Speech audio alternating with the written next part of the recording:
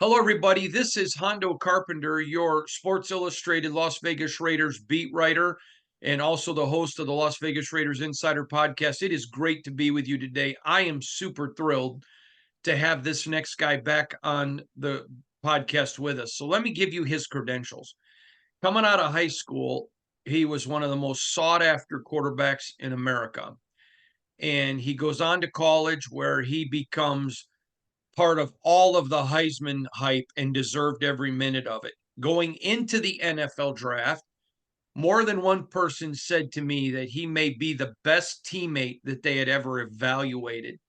He takes that for 14 years in the NFL. He wins a Super Bowl, retires, and now he has a service where he is evaluating quarterbacks because he was one for 14 years, where he offers that to NFL teams to help them pick quarterbacks. He is extremely respected around the National Football League, extremely respected by players for the kind of teammate he was. This is how highly thought of he was. A young Matt Stafford, he was there to mentor him. When you look, Andrew Luck, the same thing. Kyler Murray, he was brought in to help young quarterbacks. Calvin Johnson sung the praises of what he did to me personally about what he did to help him become a pro. He's, again, widely respected around the NFL, and with his service helping teams pick quarterbacks, we are very fortunate today to have him on a program. Now, he, in his evaluation for teams, has 8 guys that he believes are draftable. He's going to talk about all 8. Then there's one that he thinks is a UDFA prospect, which is undrafted free agent that could be developed, could be into something. And then one surprise that some people have going as high as the first round that he doesn't think is draftable. We're going to go through all that and get this information. Now, I'm going to challenge you as football fans to set aside your fandom for a minute. He doesn't come at this as a fan. He comes at it as an analyst who NFL teams listen to, and he's going to give you his unbiased evaluation. Now, you may disagree. You may agree. It's not the end of the world. He's not God. But it's great to hear what these people think. Now, he's going to look at his computer, so don't think if he's looking down, he's not paying attention to you, because he has such voluminous amount of information from watching, tape and interviews and watching guys and all of that. He wants to give it all to you. Now, on a personal note, I'm biased because he is not only my Christian brother, but he is my friend. Him and his beautiful bride and his children are precious to my family. We love him and adore him. But he is the great Drew Stanton. Drew, thanks for being with us, my friend. Thanks for having me. You always give the best introductions, so I got to come on more often. But I got to tell you, for somebody that met you in high school and has followed you your whole career and become friends with you and your family, I love the way you think. I love the way you process information. You see so many things that I don't see. And I know that's why you're so respected around the league, and I appreciate it. So let's dig right in. Let's talk. And I'm going to be looking at my notes because I'm going to be bringing players up to him. Drew, would start with day one. There are 3 players that you have when you offer your expertise to NFL teams. There are 3 players that you evaluated and you feel are day one draft picks. Guys that if you're sitting in a general manager's chair, you would consider pulling the trigger on day one. You played in this league 14 years. NFL teams listen to you, which is more than me. I'm just a nobody. I want to get you. Let's start with the guy that you have as the number 1 quarterback in this class. That's J.J. McCarthy out of Michigan. Yeah, well, let me preface it with this before we even start. Is going through this process has been eye-opening for me because I've been on the other side of the fence. So I'm trying to be respectful of these prospects. I'm trying to understand and be in their shoes. I've been in their shoes, so I understand that to a certain extent. But I think there's also a way to reimagine what evaluating this position is all about, because there is the tape that you see, but then there's also so much that goes into playing this position. And that really is why I think JJ is the number 1 quarterback overall, because it's not just what you see on tape. It's draft time. We're gearing up for the draft. It's right around the corner. And as you listen and hear about all these evaluators, everybody's trying to put their shtick out there. Everybody's trying to make sure it's all these things. These are all numbers and evaluations as I've come up with my own grading scale that have been set in stone for a while. And I feel this way, and a lot of it's just been reaffirmed throughout this process because, again, I had to learn how to hone in my mechanics. I had to learn how to be a great teammate. I had to learn how to play quarterback at the NFL level because there's a vast difference between success at the college level and then making that next jump, especially to be a franchise first round draft pick. It's night and day difference. And so I want to be very clear before we dive into these prospects. I have no ill will against any of them. I don't have a vendetta. I don't know any of them personally. The nice thing about surviving as long as I have in this league, I can make phone calls and find out about different players and know their background. You do all of these things, and that's what NFL teams are doing. They want to uncover every single stone because if you make the wrong choice, especially at this position, it could cost you your job. And I know, it's a fad, and I'm not sitting here and some people say, well, he's from Michigan, he's going to pick a Michigan guy. No, obviously I went to Michigan State. So if I really had a vendetta against the guy, I would cross the Michigan guy off my draft board. But that's not the case here. JJ McCarthy, to me, is the best quarterback in the draft for a lot of different reasons. And I don't care the fact that he didn't throw a pass in the second half against Penn State. He dropped back, but he didn't need to. But then you also look at that circumstance and say, well, he's playing for an interim head coach who's only caring about winning at a program that prioritizes defense and run game. So you can twist stats, you can make and manipulate whatever you want to do when you want to sit here and knock a kid down, knock him off a peg. The most important thing at playing the quarterback position is leadership. And JJ McCarthy, to me, has that in spades, right? The most important quality and characteristic is leadership. And the most important part of leadership is defined as fellowship. If nobody's following you, you're not a leader. JJ McCarthy does that. And I think he also has an unbelievable skill set. He wasn't asked to do a ton while he was at Michigan, but at the same time, he won football games. At the end of the day, we are marked as winning and losing at the quarterback position, and everybody wants to talk about that. We get way more credit when we win and way more criticism when we lose. But we know that comes with the territory. He is comfortable in his own skin. He does all of these things. But when you watch the tape, you watch the film, and you see all of the evaluation. I was at the Ohio State-Michigan game personally. I got to see him play in person, and I was even more impressed. Just watching him interact with his teammates, watching him command the huddle, watching him check in and out of plays. And it was very impressive because you get to see that. And then he goes on the run to go on and win a national championship. He's mature beyond his years. Are there question marks? For sure. Every single prospect has question marks. And if you don't realize what they are and get out in front of them, then you're not going to have success. But JJ realizes he's young, right? He's a little bit skinny. He put weight on to go to the combine. Now, again, that's the underwear Olympics. It doesn't really mean a lot. You can put weight on, you can take weight off, you can do this and that. But everything that I think that you need to do to be successful to play this position, JJ McCarthy has that. He's going to go into whatever franchise drafts him, and he's going to change it. Everybody looks for comparables in this league. Joe Burrow and JJ McCarthy are so eerily similar that it should not shock anybody when he goes out and has success for whatever team he goes to. Wow. Okay. Now we go to the guy who you have as the second best quarterback in this draft, in the second with a first round grade, and that's at North Carolina, Drake May. Yeah, Drake was somebody that's interesting because his junior film was actually better than his senior film. And so you have to take a step further, right? You evaluate the film and you say, okay, this guy has all the intangibles. He's big, he's strong, he has a ton of experience, but he hasn't quite reached that next level. He hasn't taken his team at North Carolina to that next level. I was that guy at Michigan State, right? When you look at my stats, my career wins and losses, they weren't sexy. They were not great. And, it also the supporting cast around you. You take that in consideration, and we see some of this as we go down the draft board.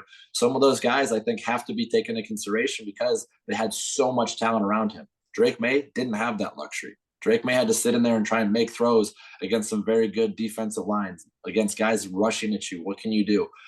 I think for me, the hesitation that I only have, because for a long time, I thought he was the best quarterback in this draft. I really did. It's so much about who drafts you as well. And if he goes to the correct team, he could very easily be in the best quarterback in this draft from the standpoint of what he brings to the table, because his upside is there, right? People say, well, he's a pocket passer. Yes, he's a pocket passer, but he makes plays. I don't care about 40s.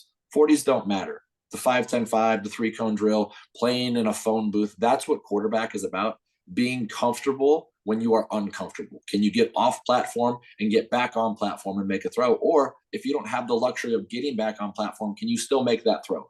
Drake May checks all of those boxes. He can do all of those things. I know he's very coachable, talking with the people at North Carolina. Clyde Christensen was my quarterback coach in the NFL, and he said, hey, he is as good as Andrew Luck.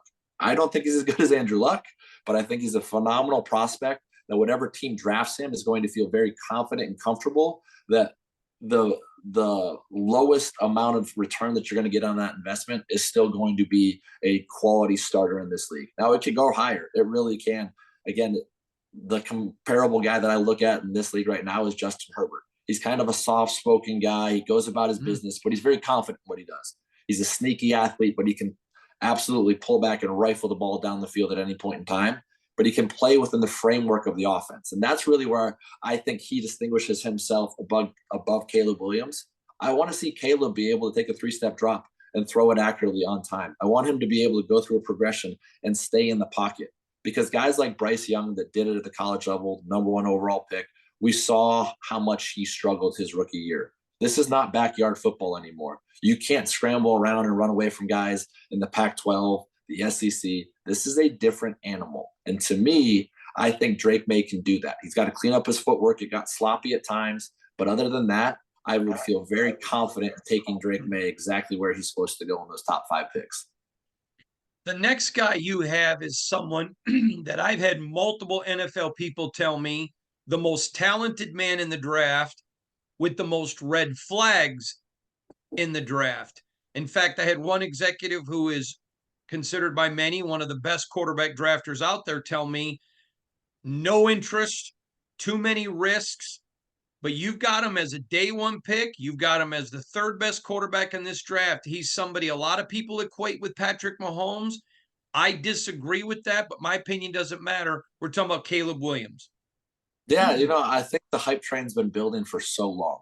I mean, it was in high school that it was talking about, okay, this is what he does. And yes, the red flags are there, right? Having to write F Utah on your nails, talking about people wanting to be in your size 12 shoes. All of those things are a little bit alarming because if you're a confident human being, if you are secure with who you are as a man, you don't need to do that kind of stuff. And it goes back to what I said about JJ. And that's what I think distinguishes JJ above everybody else in this draft, those leadership intangibles. That's what that looks like, because you see a team that struggled the year before when JJ was at Michigan goes on to win a national championship. And he knew that it was on him. And he said that he was going to do that. Then you look at Caleb Williams. What are his teammates saying about him? That was one thing when I was with Baker. I was in the draft waiting to see, okay, I was brought to Cleveland to evaluate or to help mentor a quarterback. It was either going to be Josh Allen, it was going to be Sam Darnold, or Baker Mayfield. Josh Rosen was in there, but they weren't really going to take him. And I was like, okay, they're going to take Baker. And everything I heard about Baker's teammates is they absolutely loved him. And I knew that's a guy that was going to have the ability to change a franchise and have that success. Is Caleb Williams that guy? I don't know, right? He's already talking about how many Super Bowl rings he wants to win, or don't compare me to Patrick Mahomes. That's fine. That's a red flag, but there's also red flags on the tape. When you watch the tape, he's trying to extend plays. He doesn't need to extend. He's trying to hold on to the football much longer than he ever needs to. So those are the things that you look at. Does he have a strong arm? Can he throw off platform? Can he do all these things? Yes, he can. He can do all of those things very well. And he stays in rhythm. He can do all of that. Can he do it consistently at a high level over a long period of time? It's a 17-game season.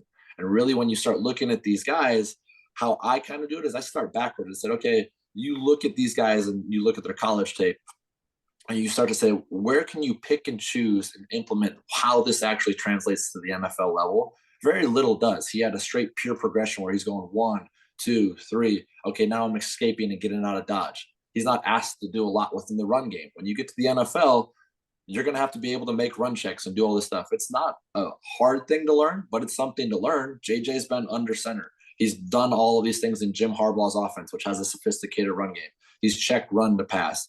Again, Caleb has the experience. He has all of these things. And he is, believe me, I am very high on Caleb Williams. Don't get me misconstrued for thinking that he is not capable of leading a franchise. The question marks are there enough. The red flags are there enough to cause pause and say, is this really a guy that I'm going to go all in with, put all my eggs in a basket and say, hey, if this doesn't work out, am I prepared to get fired? Absolutely not with Caleb Williams. Drew, we then go to your day two guys. And I'm going to tell you, in Raider Nation, there's a lot of love for Jaden Daniels. He's a great kid. And, he's close with Antonio Pierce and all of that. And all that's great. But you're not a fan. You're an evaluator. You're giving your opinions of the players. And that's one thing that I love about this is I'm the same way. I'm not a fan. I'm just giving information. There's nothing wrong with being a fan. But in what we do, that doesn't work. So day two, these are the day two guys that you have evaluated. And the first quarterback of day two, you have Jaden Daniels as your fourth best prospect in this draft. Can you talk about Jaden, please? Yeah, well, again, I try to divide it up based off of what's going on and where everybody falls in. I think he is far and away the superior choice for a day two pick. I see the end of, the top of the second round, middle of the second round, if it fits. Again, playing this position is different from the college level. You also need pieces around you. He had those pieces in college. This is a guy that I was alluding to earlier in the show. Okay, he had Malik Neighbors, who some people say if you take the name off of who that person is at the wide receiver position, he's the best wide receiver in the draft. And these are people that I trust, again, that I've talked to.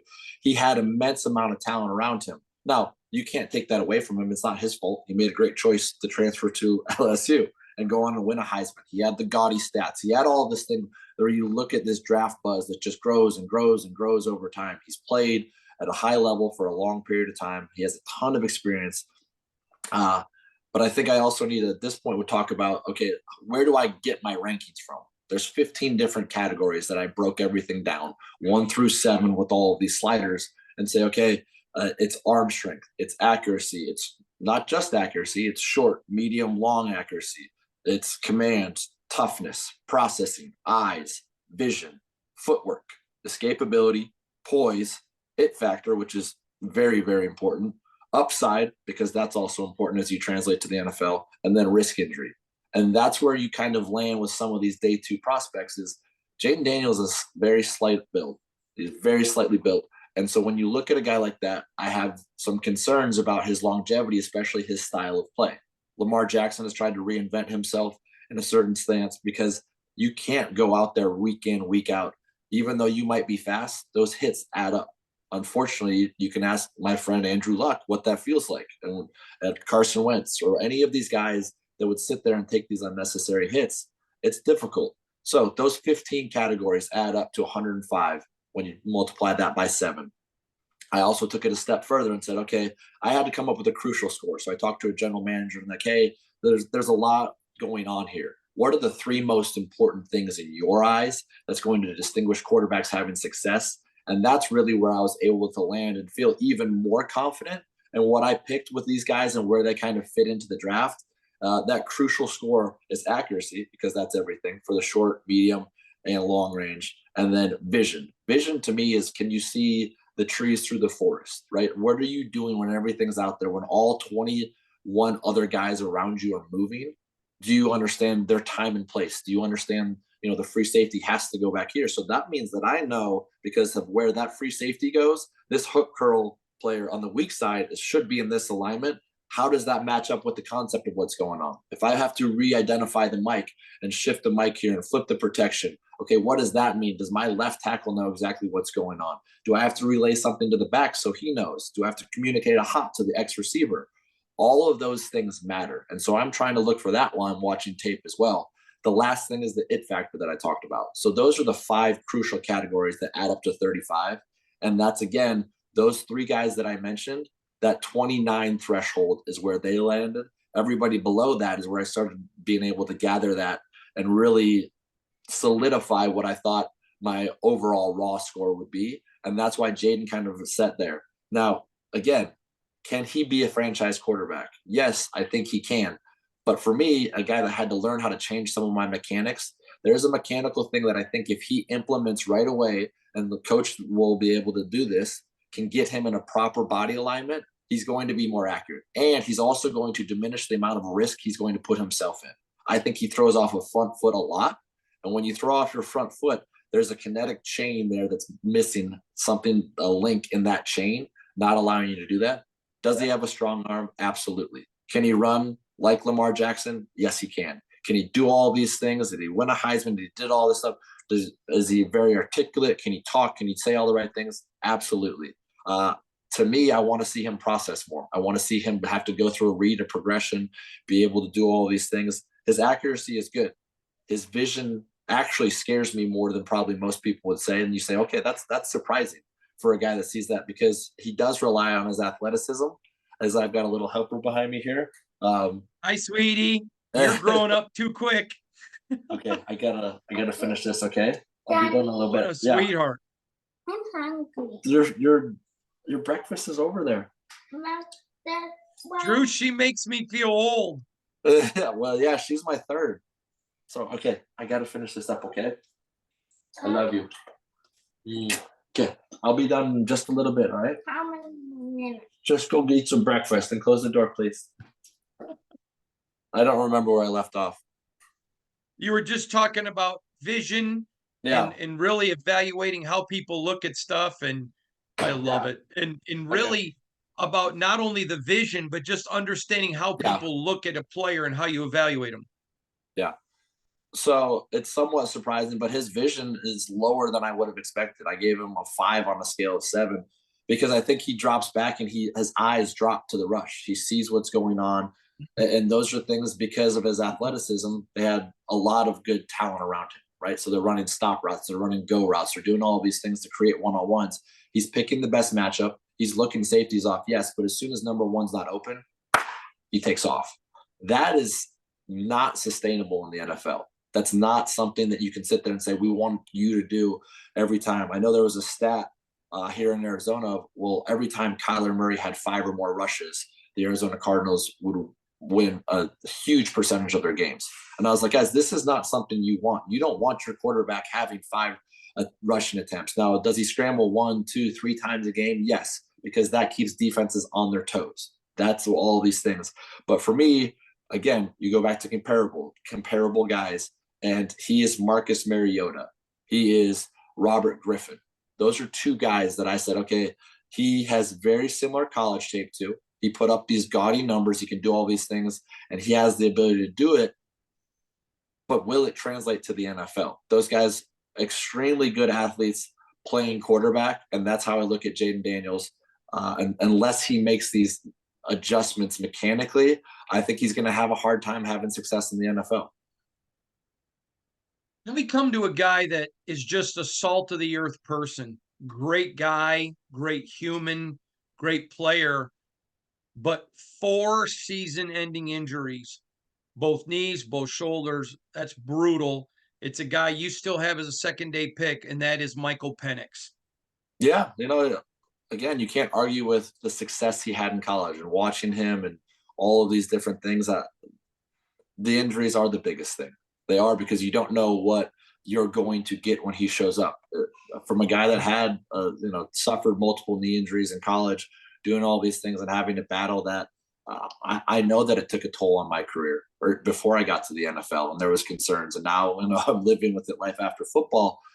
It's hard to play this position. And yes, I know he ran a 4.4 or whatever he ran at his pro day. That's great. Very rarely will he run 40 yards on an NFL field with all the talent out there around him. To me, his feet are heavy. They're slow. He had, in my opinion, the best play caller in college football this year, the way that he set him up for success. He also had a great amount of talent around him. It looked like he was doing 7-on-7 at times because he had so much protection. He had so many guys around him with the skill position.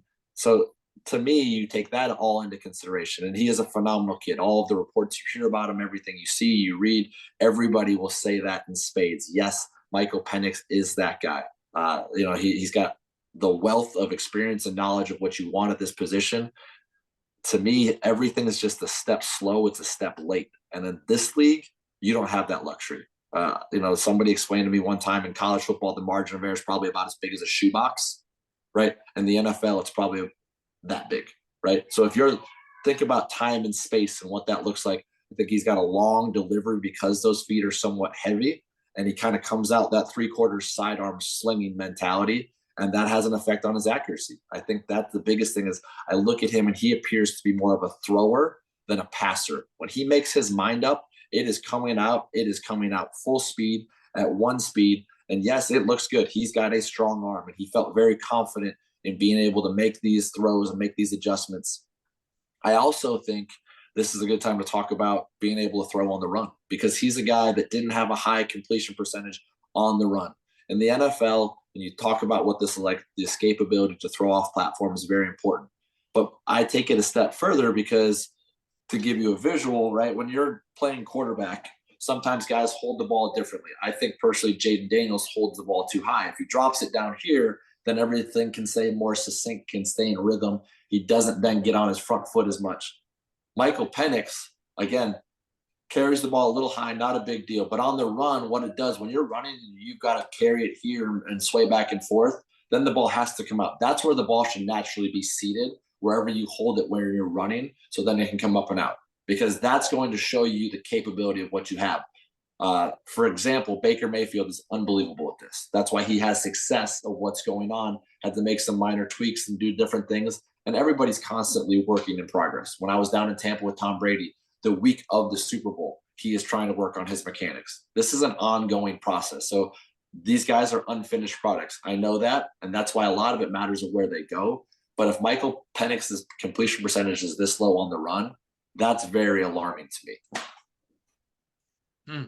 That's a great point. Now, Drew, I know what you meant, but for the average fan, you said something I would like you to clarify.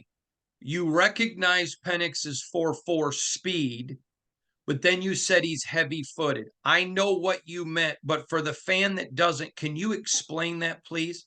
Yeah, for sure. So you watch a guy, foot placement is everything for a quarterback, right? Because it allows your hip angle to be able to open, and allows your shoulder to be able to open, biomechanically speaking, right? I was fortunate at Michigan State to get a kinesiology degree, so I understand that, and I had to work on that. These are all things that I've gone through the process of myself. So understanding and studying how I can improve, I can then go through and dissect guys a little bit better. Michael Penix also picks his feet up higher off of the ground when he's in his drop, as opposed to scraping them on the surface. Again, ground contact is where we create force. Being able to do that, generate force, and do all of that. He generates force very well. He just does it when he gets to the top of his drop and reduces the amount of athleticism, in my opinion, to be able to stay athletic, move around, stay fluid in the pocket, and make decisions and make throws, as opposed to saying, okay, I'm going to take a 3-step drop here and let this dig absolutely rip. Now, he does good stuff by moving defenders and doing all these things. The Oregon film in particular, he made some phenomenal throws. He's comfortable making different throws and changing the trajectory of the throw. He does that very well. But his impulse control to say, okay, I need to pull this ball down right now and get to number 2, 3 in the progression, I still want to see more of that. The next guy I'm very high on, and I know a lot of NFL people are, but most fans are going to be like, who? Devin Leary out of Kentucky. This guy is an interesting prospect to me, Drew. Yeah, well, I started watching film, and the more I got into it, because as I started doing this and figuring it out, I sit there and I'm like, okay, everybody wanted to say, okay, who's the first quarterback? Who's this? And as I got down the list of everybody of the draft eligible quarterbacks, the different guys that I like, don't like, all of a sudden I put this film on. I'm like, who is this kid? Like, I know that he was at NC State and did all this stuff, has played a bunch, and, is an older guy. But I watched him play, and I was like, I feel like I'm watching Baker Mayfield right now. Like, just the way that he plays, the way that he plays with emotion, you can see all these things, and you look at it and you're like, man, again, you make a minor adjustment here, a little tweak there, or you put better supporting casts around him, and you're like, this kid's got a chance. This kid's got a chance to be really, really freaking good. Then he goes on, and this was all pre-East-West Shrine game. He goes on to the East-West Shrine game. I got a chance to watch all of the practice film from that, because that's what really matters. And I was like, yep, this is the same exact guy I was watching on tape. He's got a live arm. He's athletic. He's bouncy. He can do all these things in the pocket. He's not afraid to stand in there. And some of those in between the line type of things that you look for a quarterback, he has all of those things. And he's got that fire. A team that drafts him is going to be very fortunate to be able to have a guy that they can hopefully develop. Again, it's a minor tweak I think that he can do, but the live arm, the spin rate, all of the sexy analytics things that people want to take into consideration. But then you go back to why didn't he have success at Kentucky? Because Will Levis had success, and what happened there? So you want to take that and say it's going to be the right fit for him. And I think to me, as you sit there and say, okay, a day 3 pick is going to be 4 through 7. And as you understand what's going on, I think he's got a chance to really blossom into being a solid, superior backup in this league and maybe get a chance to start at some point in time if he has success. But he's a guy that's played enough football, that's seen enough football. And as I broke down his film, I had that same exact crucial score as Michael Penix. Now, then I go back to the overall score that I had of the 15 different categories, and it was lower than Michael Penix. So that's where he kind of slides into that slot of the guy that I'd say, okay, that's a day 3 pick that I feel very confident of. I want to develop him because he can achieve something higher at that point. And now we come to the day 3 guys. And uh, there are 2 guys that you have that are day 3 draft picks and one that you think is a UDFA that can be developed. So let's start with that guy, a guy that's getting a lot of attention, guy like Spencer Rattler. Yeah, so he's from here. I've got a wealth of knowledge of his background off the field, but also his success, right? And you look at what he did. He started out at Oklahoma, was doing really well, then had to transfer, obviously, with Caleb Williams coming in and unseating him. He gets a chance to go to South Carolina, reinvent himself, and have success. And again, he was. It's not a surprise that he's being talked about and jumping up draft boards because his skill set is there. He has all of these things that you look at and you say, man, this is a guy that goes out in the Senior Bowl and has a tremendous amount of success. Behind Michael Penix was the best quarterback at the Senior Bowl. I still had Devin Leary of all the All-Star games ahead of him ranking wise, but then next slides in Spencer Rattler for a lot of different reasons. He has that capability because he has that playmaking capability. And as I pull up his file here and you look at it, that crucial score is just it's 26 instead of 27. His overall score is 75 as opposed to 79 because of the things that he has and the capability that he has. My biggest hesitation with him is there's 1 to 3 plays within every single game that you watch that you're just going, what is he doing? What is he doing? And that to me is why he is being slotted in where he is. Because if those don't exist, you're talking about a mid-round pick for sure. But then you also bring in the off-field stuff of what he's talking about, all of these things of what that looks like. There's also concern there of his off the field, of some of the maturity that he needs to go through. And look, everybody again is trying to figure this out. These are young men that we need to take into consideration. I was ill-equipped to step foot in an NFL locker room until I found mentors and other guys that could help me realize the business that I was in. I found out very quickly what that was like. But the best situation Spencer Rattler can go to is somebody with an established veteran quarterback that can show him how to be a pro. Because there's a whole different mindset that you need to do when you step in there. You're earning a wage and you're being constantly evaluated on every single little thing that you do. Now, you look at what he brings to the table, it's Russell Wilson-esque. He can go out there and he can do a lot of different things with the football in his hands. The other guy that I equate him more than anything, the complete package, is Johnny Manziel. Because he makes plays. He can pull a rabbit out of his hat and you're like, how did he escape that? But he can also stay in rhythm and make throws. His footwork is very clean. It's smooth. You know, is he a little undersized? Yeah, but that's also today's NFL game. Run the gun so much, it doesn't matter. You can put him under center and you can feel confident in it. But to me, the closest comparable guy is Johnny Manziel because he just scoots all over the place. He's making these plays. He understands that vision that I talk about. He has that. He has that. That's a 7 that is unbelievable of what he looks like because the game is slow to him outside of the pocket and inside the pocket. You can see that, and he has that playmaking capability. I was told by an NFL executive when I was talking to him about quarterbacks, he said, to me, Spencer Rattler fits in Kansas City better than in Las Vegas because in Kansas City, he sits behind a Patrick Mahomes, who's the consummate professional, and you let literally Patrick groom him. He said, I don't know because you've got Gardner who's young and Aiden that's young in Las Vegas, that's a perfect fit for him. Is that kind of what you were alluding to? Yes, I was, but I would take it a step further and say I don't think Patrick's going to have any effect on him except for what he's going to be able to extract from Patrick. Patrick's focused on playing football at a high level, and I think that's one thing that evaluators don't necessarily take into consideration, what the whole room looks like, right? For me, that veteran quarterback that can help the starter, but then also build and groom his replacement has to be a secure individual. It's a dying breed because it's a dog eat dog world. And when I got to that position, I was comfortable being a backup. I took very serious because Sean Hill, one of my best friends in the whole business, showed me what it was to be a professional. And that is what took my career to the next level. You know, when you're starting and you're doing all of these things, it's hard. You can't pour into young guys. Now you can take stuff and you can follow them along and you can galvanize the room and say, we're going to work out at this time. We're going to go out to dinner on the road. We're going to do all these things. But the veteran quarterback is the biggest asset. And the teams that place an emphasis on that, those are the teams that you sit there and say, okay, they've got this kind of figured out, right? Like they've got a good recipe for success because you have to be an advocate for the starter. The starter has so much on his plate, dealing with media and family and all of the scrutiny and getting the team together, the face of the franchise, all of that stuff.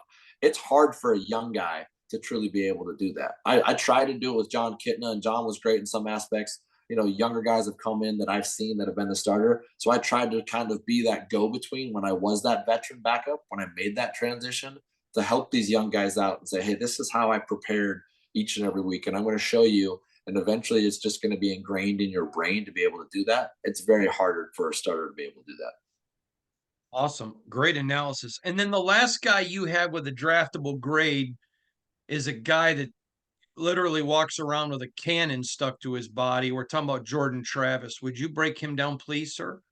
Yeah, same type of thing, right? Like when you look at the end of the draft and you're saying, okay, what can we do here that's going to make a difference? Because the highest percentage of guys that gets drafted in this don't really make it, right? Now with the new rookie wage scale, you can draft a guy in the 7th round, 6th round, and you can cut him and not feel bad. When I was drafted, if you got drafted, you had a pretty good chance of making the team. They liked you. Now they churn that roster so much. But can you find a diamond in the rough late in the draft? Can you find that Brock Purdy that everybody's looking for? And for me, Jordan Travis just wins football games. He's a winner. That's what I said earlier in the show. It comes down to winning and losing football games. He has that capability, and it's etched in my mind that Clemson overtime throw that he had, right? Didn't play great in the beginning of the game. That's going to happen. Can you have the mental wherewithal to stay, okay, I got to stay the course. We're in a dogfight right now. I've got to just keep taking what's given to me. I throw an interception. I do this. I move on. I pull the team together. I do everything I need to do. Overtime, go out and win a football game. Because at the end of the day, nobody remembers the first 4 quarters. They remember that throw that he threw to Keon Coleman up the sideline where he made a catch to beat Clemson. That's what I want to see. That's what I want to see because I lived across the sideline from Russell Wilson when I was in Arizona and saw him do that week in and week out. And the belief that that has in a team, again, what I was talking about playing this position, the 10 other guys in the huddle believing in you, the other guys in the locker room completely believing in you, that's what Jordan Travis brings to the table. Now, it stinks that he had the injury that he had because that was a rough one. That was tough to see, tough to watch. Sidebar, I think it was completely warranted that Florida State was left out of the college football playoffs because without him, they're nothing compared to what it was. I don't care about the other players sitting out. This position is so important. Without him out there, he is a difference maker. Now, I still think he needs to clean things up. I think he's a little finicky in the pocket at times. He doesn't protect the ball as much as you would like to see, like I was talking about. He had to come from behind, a la Jameis Winston, right? Like in college, he'd make his own mess, but then he'd clean it up. You can't do that in the NFL. You get behind the 8 ball, and I think at times, because he is athletic, he looks to escape quicker than I would like. His eyes drop to the rush. He hops into the back of his drop as his footwork, so his shoulders kind of drop into the ground, and then he's got to get back on plane. Those are all correctable things. Again, as I made my evaluations and I made these scores, I put in caption a little bit of a C with parentheses of, okay, this is what coaches can correct. So I'm trying to create valuable tools for the entire organization to then hand over this information to them and say, okay, this is a guy that I really like, in high character, everything you want about a guy that you need to be able to be successful is going to come in and work and do all these things. Different than Spencer Rattler, similar skill set, but is Spencer Rattler going to show up every day when he's not the guy getting the reps? Is he going to show up every single day when he's got to be there at 5:30 and grab coffee and donuts or do all of these little things? Jordan Travis will. Now, how quickly can he recover from that injury? What are you going to do? Is it going to be a Hendon Hooker type of situation where it's later than probably expected? Yeah, it needs to be, because there has to be some pause there. You only have so many draft picks. They're very precious. But he's a guy that I would feel very comfortable investing in to see if you can get him to attain a higher level than you initially thought. All right. The next guy is one that you don't have draftable, but you think there's potential to get him as a UDFA and develop him into something. Keaton Slovis of BYU. Yeah, well, it's so funny you say of BYU, because with all these guys right now with NIL and transfer portal, all this stuff, and I was like, I don't know how they identify themselves. Maybe he says USC. It looks sexier than BYU, or maybe he says Pittsburgh, right? Like all of these guys that have kind of transferred, and you look at that, and that's something going back to the top of the draft. JJ McCarthy, one school. Drake May, one school. There's something to be said for loyalty. Now, if your head coach leaves and do all this stuff, for sure. Caleb Williams, I completely understand. I would follow Lincoln Riley wherever he went to. I get that. So Keaton Slovis, transfer multiple times, not a big deal in this day and age. Red flag before? Yeah, probably. Now it's not. Again, a guy that's local here. So knowing him, he played for Kurt Warner in high school, had a lot of accolades, had a tremendous amount of success actually while he was at USC. Like that's the guy that you look at and say, man, he is starting to climb and do all these things.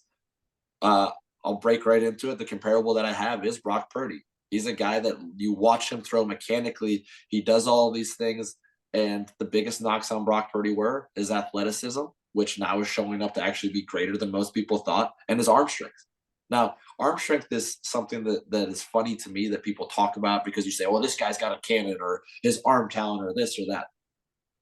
It doesn't matter how hard you can throw it or how far you can throw it, right? Joe Milton can throw the ball like Uncle Rico over the mountain, right? It doesn't matter, because you don't know where the ball is going. A guy like Keaton Slovis, his footwork is so good. I was so impressed when I turned the film on right away. I was like, man, these are fluid mechanics. He seems like he has exactly the right dimensions and angles that you need to be able to deliver an accurate football. And then you say, okay, well, he didn't have great talent. He didn't have the luxury of some of these other guys that he does, but he's making throws into tight windows. He's anticipating. A timing passing game, to me, is what you need to be successful in the NFL. At the end of the day, you can take everything else and say, what is the most important thing for a quarterback to have when he is on the field? It is good footwork, because then he can put the ball where he wants to, when he wants to, and how he wants to. And Keaton Slovis has all of those intangibles. Now, has he reached his ceiling of the upside? Maybe, but I think he's a guy that can develop in a very reliable backup for you, that you feel confident and you can say, okay, this is great. There are some limitations there, though, athletically, size-wise, arm strength-wise, but you can also develop some of those things. You can strengthen those things. But if you know where you're going before you even have the football in your hands, or you have a good understanding of how to get it there, you're going to be successful in this league. It's the guys that run around like chickens with their heads cut off. Those are the guys that are out of the league very quickly, because they look sexy in preseason, right? When you see 1-2 coverages and it's not a big deal and you're making plays. The biggest jumps is when you start going up the ladder in preseason and you make it to that second team. Now you're dealing with guys that are like, half of them are going to have to play in an NFL game at some point. And then when you're out there with the ones in preseason, that's a true barometer. I used to love when I got to go out there and play in preseason with the first team offensive line and be able to do all of that, because you get a true sense of what's going on. They're still going to match up. I don't take a lot of stock in preseason games. I think that you have to look at the body of work of what's going on. And as you evaluate some of these guys, Keaton Slovis is a guy that's going to go out and have a lot of success in the preseason, but it's going to translate to an NFL team for a long time to come. I can't let you go without asking you about one guy that you don't have draftable, and I found that to be stunning. Not stunning because it's you, but stunning because I laugh when I look at some media. Oh, he's going to go in the first round, and he might. But the people I talk to who are the best evaluators, they think a lot like you, and that's Bo Nix. Can you please explain to fans why? Yeah, I mean, this is a tough one. Again, I don't know Bo Nix personally. I don't have anything against the guy. He's had a tremendous amount of success, and I was actually just back at Michigan State talking to Jonathan Smith, and he was like, I told him about what I'm doing and all this stuff, and I told him about Bo Nix, and he's like, man, he looked good against us at Oregon State last year. And I was like, yeah, like he has the capability to look good at times. The consistency isn't there though. And the skill set translation, as I'm talking about Keaton Slovis, having the ability to run and see and what that's going to look like. I look at a guy like this and I'm like, this is Stetson Bennett to me. A guy that's sneaky athletic, that can make plays and do all this stuff, that has really good guys around him, has a ton of experience, played in high leverage football games, understands what it's like, lives, breathes, dies football. All of those things, very, very important. But then you start looking at some of the nuances of it. And within this offense, he was only asked to throw the ball a very short distance and then guys would run, right? That's alarming to me. A lot of them were at behind the line of scrimmage or just past the line of scrimmage. When you're throwing bubbles, hitches, and slants and all this stuff, it's important, it's good, but you've got to be able to push the ball down the field. He pushes the ball all the way down the field pretty well. That mid-range accuracy, I have a huge hesitation on because his footwork is not where I want it to be. I watched all of his stuff from the Senior Bowl. He goes at different tempos. He plays at different things. He plays to the drill. That's alarming to me when you get to see all of these things. And then he tries to speed it up and the game seems too fast for him. It really does. When he's out there, he's making helter-skelter decisions because he doesn't trust what he's seen. Now, does he have the experience? Yes. Does he have command of the offense? Absolutely. You can see him moving guys, shifting, motion, doing everything he needs to do because he has the experience of what that looks like. He's also a tremendous leader. I think those are great things. But when you've really got to put your hand to the fire and say, is this a guy I would want to draft? I'm not feeling comfortable in saying that for a lot of different things. I also don't know how much upside he has. I think he's reached his potential because of those intangibles you're looking for are already capped out. Now, can you increase footwork? Can you do some of these other things? Yes. But his arm strength is also one of these things you look at and say, man, I don't know what it looks like unless he's got the ability to truly step into a throw. And you can't rely on your stride all the time in the NFL, right? You're not a pitcher coming off the mound where you get a chance to do a repetitive motion and do that. You have to be able to get off balance, get back on balance, and use those hips. And that's why everybody looks at the gold standard of Patrick Mahomes. They look at Matthew Stafford. They look at Aaron Rodgers, who's been doing it for a long time. That ground contact that you can create, and then that twitchiness of your hips to be able to fire and explosiveness. The arm is just the mechanism by which the ball is released. And Bo Nix, to me, is very stiff-hipped. He doesn't have that capability to be able to do that. When he steps into throws, does the ball jump out of his hands? Yeah, it does at times. But then you also watch some of these other games when the game's on the line against Washington, is he at his best? Because every game comes down to the fourth quarter. Same thing. That's a little bit of the reservation I have with Jaden Daniels, right? You look back at what happened when the game is on the line, the last 2 minutes. I believe the number 78% of the time in the NFL, the game comes down to the last 2 minutes. You've got to go out and win 2-minute football. You've got to go find a way to win a football game. And unless you're in that position, you don't really know what's going to happen until you get out there. Certain guys feel comfortable, thrive in that situation, enjoy it. Other guys consistently just can't do it. That's not going to change. I got to tell you, I took so much criticism earlier in the year, back right after I think it was either just before the combine or just after, when I had an executive say to me, Bo Nix was throwing into a 3-foot window because he had great receivers who got separation in the level of competition. But they said at the Senior Bowl, when all the competition was good and it's a 12-inch window, his accuracy was not as good as it was in college. And they go, and in the NFL, it's a 9-inch window. Man, I had a lot of people, idiots. Look at his completion percentage. How can you question accuracy? It's just, again, it's taking the game to another level. Before I let you go, Drew, I have 2 questions I have to ask. So when the Raiders hired Tom Telesco in his opening press conference, I mentioned you. And I mentioned to Tom that you had talked about he was a guy players trusted, they respected. Can you give Raider Nation a little bit of insight? You know him. You think extremely highly of him. You think it was a good hire by the Raiders. Can you tell them from a player's perspective, and now as a guy who's not a player but doing other things, what is it about Tom Telesco you like so much? Oh man, there's a lot that I like about him, and so we were together in Indianapolis the one year that I Mhm. spent there when they drafted Andrew Luck and established a good relationship with them. There's just certain guys you're around that that you feel like you can trust, that they're authentic, that they do things the right way, and I got a chance to build a relationship with him. He went to the Chargers, and I ended up signing with the Arizona Cardinals, but maintained a good relationship with him. And then as soon as I got out of football, he was one of my first phone calls.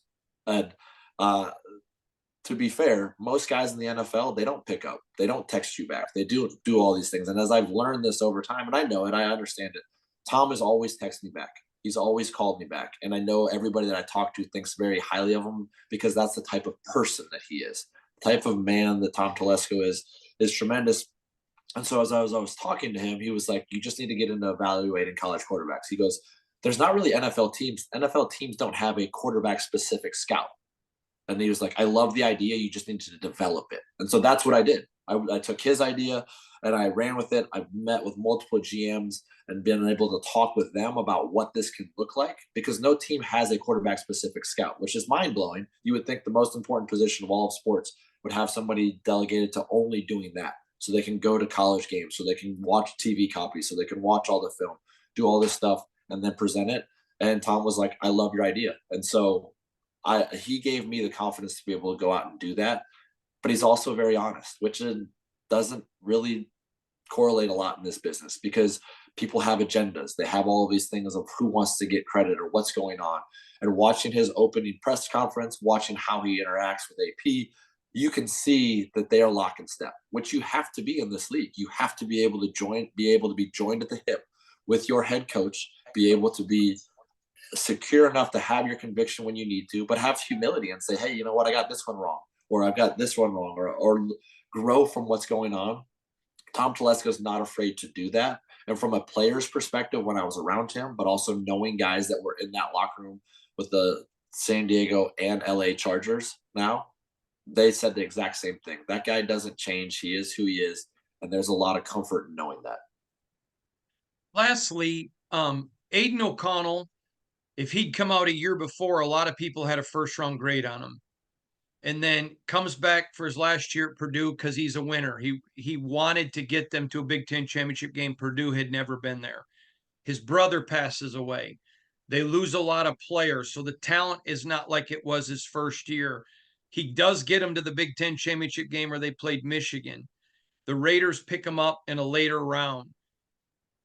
Obviously, comes in, goes 3-1 against the AFC West with a no OTAs, no mini camp, no training camp. They're throwing half the playbook out, trying to redo the offense in the middle of the season. And all that he went through, his last 3 games, 4 games, 8 touchdowns, no interceptions. His last 5, 9 touchdowns, 1 interception. And a lot of people, not all, but a lot of people in Raider Nation, get rid of him. We got to move up and get a better quarterback. Well, I asked 4 executives after you saw Aiden OConnell last year, plus what you know from college, if he was in this year's draft, and remember now, you can include the knowledge of the first rookie season, where would you have him? All 4, now, granted, these are 4 men that I respect, and you know who some of these men are, as quarterback evaluators said they had a first round grade on Aiden OConnell, that if he was in this draft, first round grade. I'm curious. This is what you do. You're the expert. Where those men I had to just keep confidential. I'm asking you, where would you rate Aiden OConnell if he was coming out in this draft based on what you know from Purdue and last year? I would have him as a day 2 pick. I think that A he day has, two. Okay. yeah, I think he has the capability. Look, I was on your podcast last year. I think he has a lot of things that he does extremely well. Uh, that being said, it's also about the supporting cast in the NFL. It's about who your play caller is in the NFL. But I also think you hit a couple things that are very important. First of all, the turnover ratio, right? Your touchdowns to interception ratio, but touchdowns are one thing. I don't care about touchdown passes personally. They're sexy, they're gaudy, they are what they are. If you run it in every single time, that's where the most important stat is wins and losses. And 3-1 in conference, that's tremendously important. Then you also watch him play. Can he put the ball where he wants to, when he wants to, how he wants to? That's what, again, I have all of these foundational truths of what I believe to play this position to be successful. He encompasses a lot of those. Now, can he go out there? I don't know him personally, so I can't grade all encompassing, hey, first round grade. He seems extremely confident with who he is. He's very comfortable in his own skin. Can he pull everybody together and say, hey, this is my franchise. This is what I'm going to do? Because right now, Gardner Minshew has those capabilities. We've seen that. He is going to pull everybody along with him. He's going to go sleep in a freaking bus and have everybody sleep on with him. That's what it takes at this level, is to be able to do that. I don't know enough about Aiden OConnell because haven't studied him enough to feel confident. Now, as far as just the tape's concerned, yeah, it's very, very encouraging. And even last year at the NFL level, it was very encouraging. He can make multi-level throws. He can throw it quick. He can get rid of it. Is he going to run around and scramble around? No, but you don't need to. Like I said, if you can rely on a timing passing game with a quarterback that can anticipate and know where the ball is supposed to go before he even gets it in his hands, those are the guys I want, not the guy that's going to run around and look great. I love that about you, Drew. That's a great evaluation. I've said since the year was over, we did not see enough from Aiden to say he's the next Kenny Stabler. But I don't think you saw enough from him to say he's trash either. And that's why I said sign a veteran, go pick a rookie and let everybody compete. And I again, my job is to give information. 3 scouts said they had a first round grade on him. And I love that you gave us and say, no, I got a second round. So good stuff from you. Drew, thank you so much. For those of you wondering, coming up this Wednesday, the day before the draft, we're going to have an article with all of Drew's information in it. You're going to love. Michael France is going to write. But Drew, I appreciate you taking time. Please tell Kristen hi for me. And thank you for taking the time, my friend. My pleasure. Always coming on the show. All right. Appreciate you again. This is the one and only, the great Drew Stanton. I'm Hondo Carpenter. Follow me on IG at Hondo SR and X, formerly known as Twitter, when you go to @Hondo Carpenter. Goodbye, everybody. Have a great day. God bless you.